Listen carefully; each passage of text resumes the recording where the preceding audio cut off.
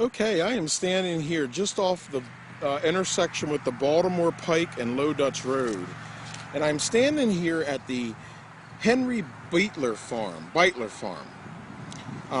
Now this property, which consisted of 24 acres in 1863, the Bietler family lived here. And also there was a store here as shown in a map in 1858.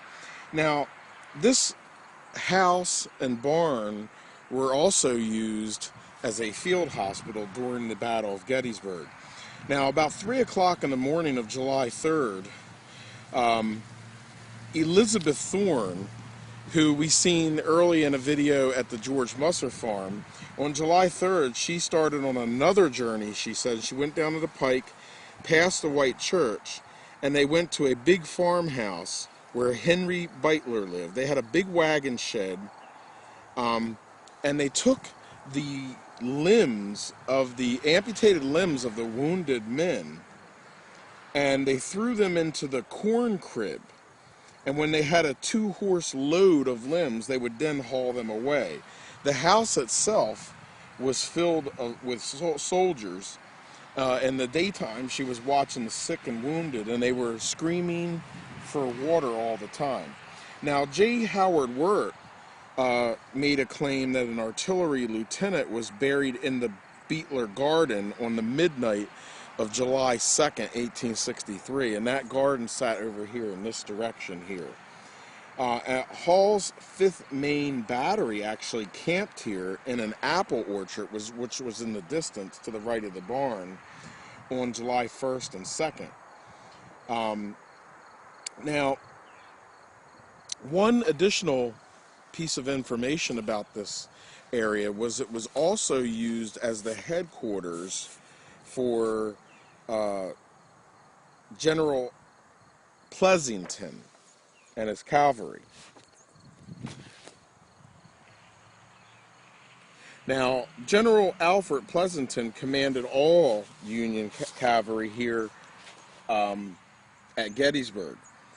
And he used the house, which is to the left of this barn here in the distance.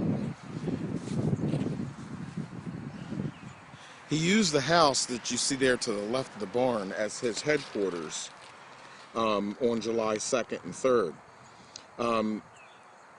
This farm here sat on very high ground on the Hanover Road. It had a commanding view. East Cavalry Battlefield is just over here in the distance.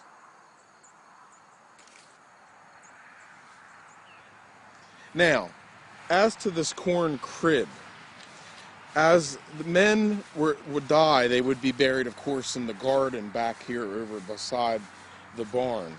But the wounded men and the suffering men, as they would have their arms, legs, etc., amputated in both the house and the barn here, once sat a corn crib, and it sat right here where you see this little depression in the ground.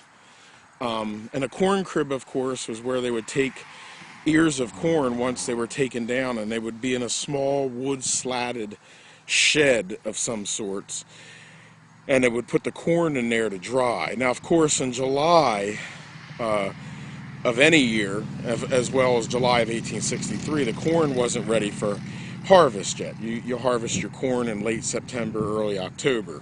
You see this at the Battle of Antietam, September 17th. The corn stalks are 7 to 8 feet high. But in July, as the old saying goes, knee-high by the 4th of July. So the corn in the Gettysburg area was probably about knee-high in July. So the corn crib wasn't really being used for its intended purpose yet. So what they did was when they amputated the limbs from the barn house here, they would take those limbs right here where this depression is in the ground today. And this is a secret to the battlefield, of course, because this corn crib is no longer here. But they would take these limbs and they stored them in this corn crib. And then when they had 2 wagon full loads, they would take these limbs out of the corn crib, put them on wagons, and then take them to another site where they would be burned and buried.